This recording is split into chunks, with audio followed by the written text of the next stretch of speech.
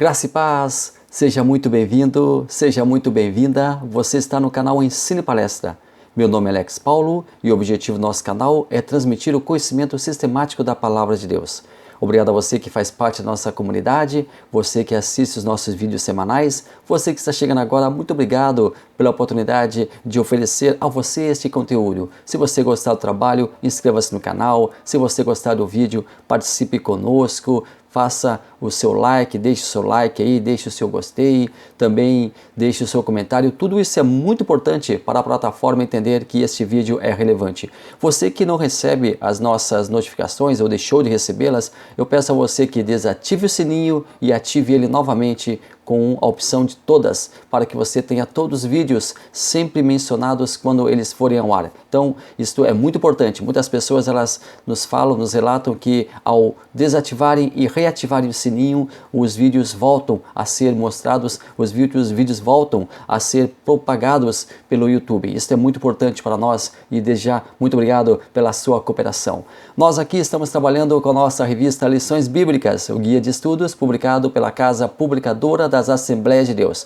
Nós trabalhamos com a faixa etária adulto e nesse trimestre esta faixa etária ela está trabalhando o tema Aviva a Tua Obra, o chamado das Escrituras ao quebrantamento e ao poder de Deus.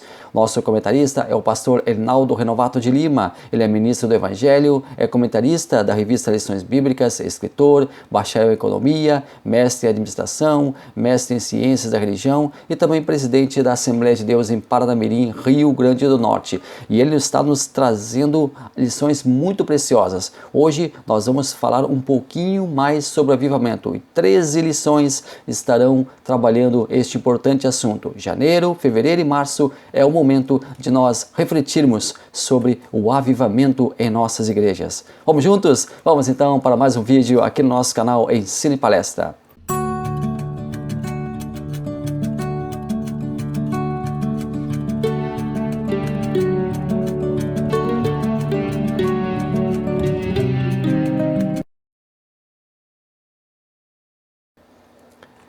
Lição número 2. Hoje nós falaremos sobre o avivamento no Antigo Testamento.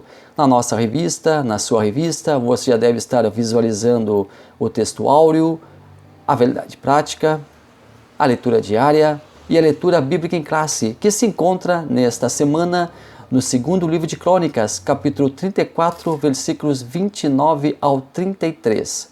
Então o rei mandou reunir todos os anciões de Judá e Jerusalém.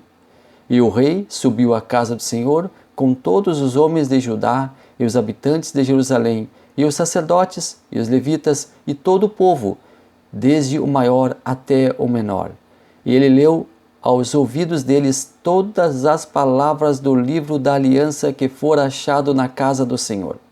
E pôs-se o rei em pé em seu lugar e fez aliança perante o Senhor, para seguirem ao Senhor, para guardar os seus mandamentos e os seus testemunhos e os seus estatutos com todo o seu coração e com toda a sua alma, cumprindo as palavras da aliança que estão escritas naquele livro. E fez com que todos quantos se achavam em Jerusalém e em Benjamim afirmassem. E os habitantes de Jerusalém fizeram conforme a aliança de Deus, o Deus de seus pais. E Josias tirou todas as abominações de todas as terras que eram dos filhos de Israel, e a todos quantos se achavam em Israel obrigou a que servissem ao Senhor seu Deus. Enquanto ele viveu, não se desviaram de seguir o Senhor, o Deus de seus pais. Nosso primeiro tópico, panorama dos avivamentos no Antigo Testamento. Primeiro subtópico, o avivamento no tempo de Moisés. Segundo, o avivamento no tempo de Samuel. Terceiro, o avivamento no tempo de Josias. Moisés. O povo de Israel estava moribundo no Egito. O povo de Israel estava sofrendo nas mãos de Faraó. O povo de Israel crescia tanto em número que assustou os egípcios. Eles ficaram com medo de que os israelitas tomassem o poder e a solução foi escravizá-los. Agora eles seriam trabalhadores escravos que não teriam liberdade. O povo que durante o período da vida de José receberam um tratamento digno, que vivia em paz, que não trazia qualquer problema ou prejuízo para os egípcios, após a morte de José, esse povo começou a levantar suspeitas no novo monarca, no novo faraó, que via como uma grande ameaça. Afinal, esse povo era em grande número, ao ponto de infligir medo ao governante que via ali um perigo em potencial, pois o povo se agrupando e sendo liderado por alguém poderia levar a um desfecho de rebelião. Poderia ser um foco de resistência. O faraó, ele teve medo, mesmo que esse medo fosse infundado, pois nada parecia levar a um desfecho desses. Mas mesmo assim, o novo faraó teve medo e resolveu, antes que fosse tarde, segundo a sua concepção, tomar uma drástica atitude, fazendo com que aquele povo perdesse privilégios e passassem eles a serem escravos naquela terra, sufocando assim qualquer possibilidade de rebelião. Impôs sobre eles um castigo desnecessário e cruel, uma servidão sem precedentes. Aliás, eles não sabiam o que significaria a palavra liberdade, mas exclamaram ao Deus sobrenatural, para que esse provesse uma libertação. O povo estava semi-morto, a escravidão que vivenciavam era a morte em vida.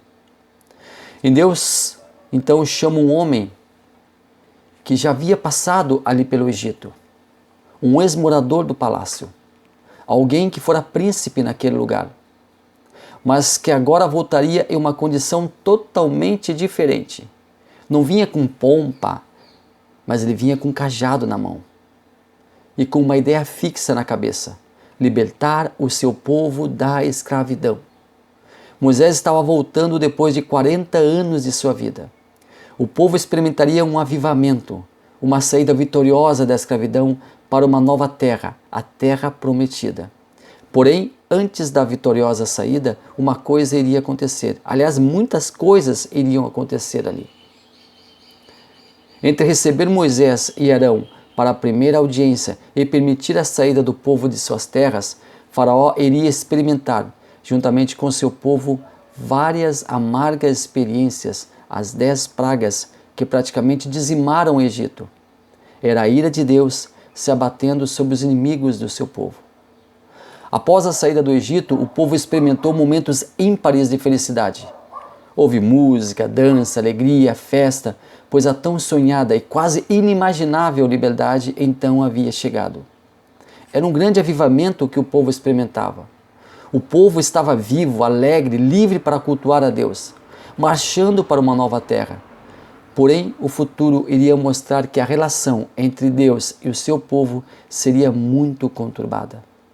Logo depois de saírem, eles, ao ver o Mar Vermelho à frente, começaram uma constante,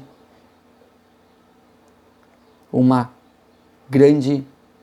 ruidosa murmuração. E essa murmuração seria uma constante por toda a travessia pelo deserto. Quando Moisés sobe ao monte para receber de Deus as tábuas da lei, e lá permaneceu por 40 dias, visto que estava se demorando por ali, o povo já cansado de esperar e sem nenhuma expectativa quanto ao retorno de Moisés, chega até Arão e pede para que ele, Arão, construa um Deus, uma imagem que os guie pelo deserto, que represente a sua liderança. O interessante é que parar e se perguntar: por que eles não pediram para o próprio Arão os conduzir? Por que não proclamaram Arão como seu novo líder? Não, eles queriam uma imagem, um Deus, uma suposta proteção divina. Uma imagem que os fizesse imaginar nele uma liderança. Arão, ele deveria ter contrariado o povo, ter ensinado o povo sobre a obediência, ter tranquilizado o povo sobre a volta de Moisés, ter apaziguado aquela situação. Arão aqui se mostrou fraco e sem convicção em Deus. Ao invés de repreender o povo, ele acata o pedido e constrói um bezerro de ouro para servir de adoração. Joga o povo nos braços da heresia. Então Deus, que está particularmente falando com Moisés lá no monte, diz para Moisés fala para Moisés sobre o vacilo do povo. E também comenta seu desgosto e a vontade de fazer um novo povo, matando aqueles rebeldes. Moisés intercede pelo povo e convence Deus a não prosseguir com seu intento. O Senhor ouve as palavras de Moisés e resolve atender o seu pedido. Porém, Moisés pune o povo e recebe o apoio de uma única tribo, os filhos de Levi, que ficam ao lado de Moisés. Devido a esse episódio de obediência, a tribo de Levi recebe então, posteriormente, a honraria de ser a tribo responsável pelos serviços no templo e todo o trabalho envolvido nesse processo. Lá em Êxodo, capítulo 33, ou melhor, capítulo 32, versículo 26, você lê a respeito. Samuel. Eli era o sacerdote, mas o fogo do seu ministério já estava em cinzas. Seus filhos Ofni e Finéias não tinham o mesmo respeito que o pai pelo sagrado. Na verdade, eles não tinham o mínimo respeito. Para você ter uma ideia, eles chegaram ao ponto de ter relações sexuais com mulheres nos lugares sagrados. Era a morte espiritual. E Eli não repreendia seus filhos. Era conivente com o pecado deles. Triste fim para alguém chamado por Deus para ajudar o povo a permanecer fiel. Mas um novo avivamento estaria por vir. Deus levanta um menino na sua tenra idade, Samuel, para avisar a Eli que o castigo era iminente. Samuel foi legislador, foi juiz, foi sacerdote, foi profeta. Ele promoveu a volta aos caminhos do Senhor. Ele ungiu reis, corrigiu outros, fez o que estava ao seu alcance para que a nação voltasse a servir ao Senhor Deus. Assim como Moisés, Samuel também sofreu dissabores com o povo. A maior decepção foi quando o povo pediu um rei, o que entristeceu grandemente o líder Samuel, que foi consolado pelo próprio Deus, que o alertou, informando que não fora Samuel o desprezado, mas o Senhor. Samuel experimentou avivamentos quando unge Davi e vê aquele jovem crescer, se desenvolver e assumir por fim o trono da nação. Davi também contribuiu para o avivamento da nação, pelo seu estreito relacionamento com Deus. Claro que não foi imune a erros, pelo contrário, pecou e se afastou de Deus, como atestamos no episódio de Betseba, mas se humilhou, se arrependeu e recebeu o perdão de Deus. Porém, as consequências pelo seu pecado vieram, e o que nos alerta para o fato de que podemos pecar, podemos nos arrepender, seremos perdoados, porém as consequências do pecado virão. O pecado poderá deixar sequelas. É muito importante nós atentarmos para isso. Josias. Ao longo da história de Israel e Judá, muitos reis fizeram o que era errado aos olhos do Senhor. Promoveram um erro, introduziram a adoração a deuses pagãos, foram injustos e alguns péssimos reis. Dentre este mar de lama que foi a monarquia israelense e judaica, tivemos alguns reis que fizeram o que era certo. Josias foi um belo exemplo de rei que promoveu um grande avivamento dentre o povo e fez com que a nação se comprometesse com Deus, o Deus verdadeiro, o verdadeiro Senhor. Josias foi o melhor dos reis que reinaram em Judá, tanto que a Bíblia informa que antes ou depois dele nunca se levantou outro igual. Foi extremamente temente a Deus e promoveu uma reforma religiosa sem precedentes no reino de Judá. Começou a reinar com apenas 8 anos de idade. No início, Josias era um rei só de nome. Na verdade, seu reinado efetivou-se quando ele tinha 16 anos de idade. Ele tinha o respeito pelo sagrado e promoveu uma purificação, uma aproximação com Deus. Destruiu altares, sistemas de adoração consagrados por seus antepassados a deuses pagãos. Fez uma revolução. O reino de Judá estava entregue ao pecado. Esse é o panorama do tempo de Josias. O povo já estava com o paganismo entronizado nos coradores dos moradores das tribos de Judá e Benjamim. Judá já havia experimentado uma reforma religiosa com Ezequias, Porém, o trabalho daquele rei não foi completo, uma vez que ele não liquidou todos os ídolos de Judá. Alguns, como o altar erigido pelo seu pai Acaz no templo, foram poupados. Josias não permitiu concessões. Tudo o que era objeto de culto pagão foi completamente destruído. Nada ficou em pé. A empreitada contra o paganismo alcançou inclusive partes do já destruído reino do norte, como Efraim e Naftali. Josias não deu nenhuma trégua para a adoração pagã. Ele institucionalizou a adoração a Deus no seu reino. É iniciada uma grande reforma no templo, que estava abandonado. E esse fato era muito triste, pois naquele santo lugar, no passado, foi o símbolo máximo da comunhão de Deus para com seu povo. E o povo, ao abandonar os serviços rituais do templo, abandonou a própria fé judaica, o próprio Deus. Mas a palavra de Deus, ela é reencontrada. O livro é reencontrado. Ele certamente fora perdido após o avivamento promovido por Ezequias. Manassés, completamente entregue à idolatria, completamente entregue à insensatez, fez com que a lei fosse reduzida a segundo, terceiro plano, até ser completamente rasgada e esquecida. O livro é imediatamente levado ao rei, que ordena a sua leitura.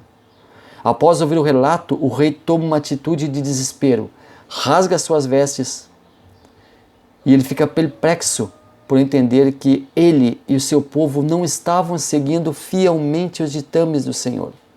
Josias, então, chama todos os anciões do reino para que estivessem com ele. Queria ao seu lado os líderes, sacerdotes e convocou todo o povo para estar em massa junto ao templo do Senhor. Todos deveriam ter conhecimento do que estava prescrito no livro que for encontrado. Todo o povo, então, tinha agora conhecimento do conteúdo do livro da lei. Era a hora derradeira. Aquele era o dia D.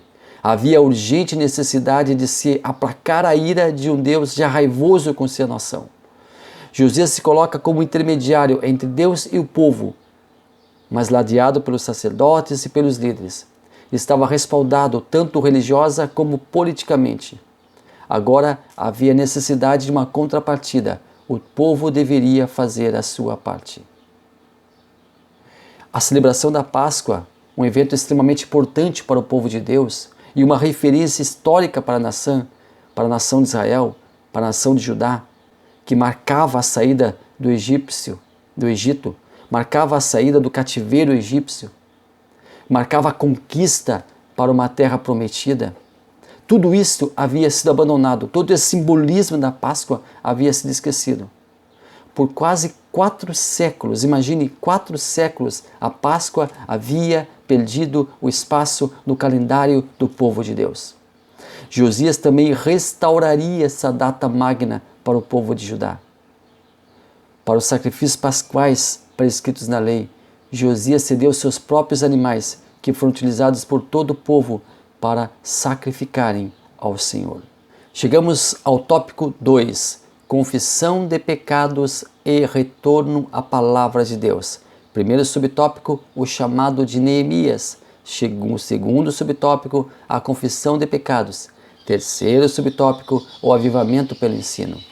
Neemias. Neemias era um empregado destacado na corte do rei. Era alguém que ocupava um cargo de destaque e confiança. Ao ficar sabendo que o seu povo, que voltara para casa, estava com sérios problemas e a cidade na miséria, desejou mudar aquela situação. Sabia que era preciso um avivamento e esse começaria a partir da sua atitude, da sua vontade, de sua ação, de sua estratégia. Neemias era copeiro do rei e geralmente os copeiros eram eunucos, mas não se sabe se esse era o caso de Neemias. O trabalho de Neemias em Jerusalém começou com a visita de seu irmão Nanani, que visitou a fortaleza de Suzã. Neemias indagou sobre os judeus que já se encontravam lá em Jerusalém, que já haviam saído do exílio babilônico. Neemias, então, muito triste com o relato, porque a situação do povo era pobreza, era tristeza, era amargura, era a derrota. Então ele resolve em si mesmo implantar um processo de jejum e oração, para que pudesse chegar à presença do rei Artaxerxes, a quem ele servia, que seria o único que poderia ajudá-lo. E ele chegou à presença do rei, mas antes disso, ele chegou à presença do Rei dos Reis, à presença de Deus, com humilhação, se humilhando, se colocando em servência, pedindo pecado, pedindo perdão pelos pecados do povo e dele. Ele também se incluiu em meio ao povo. Ele também, mesmo sem transgredir, pediu perdão pela transgressão.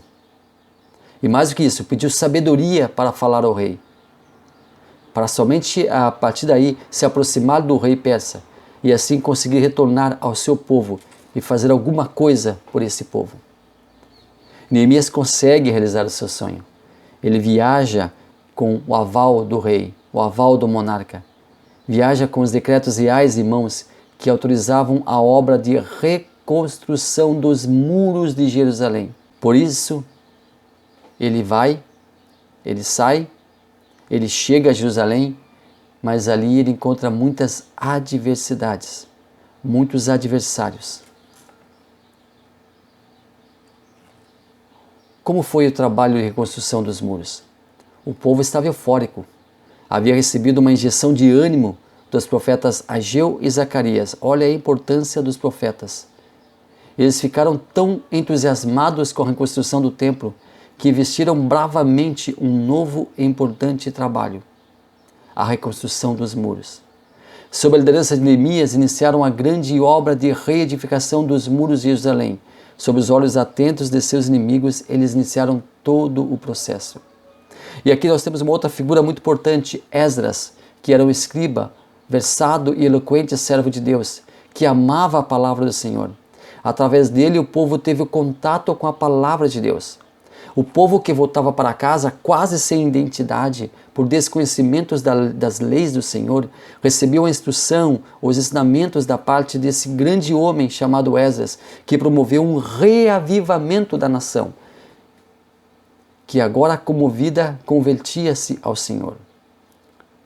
O povo não tinha conhecimento das Escrituras. Faziam o que pareciam bem aos seus olhos, pois não tinham nenhum parâmetro para se guiar.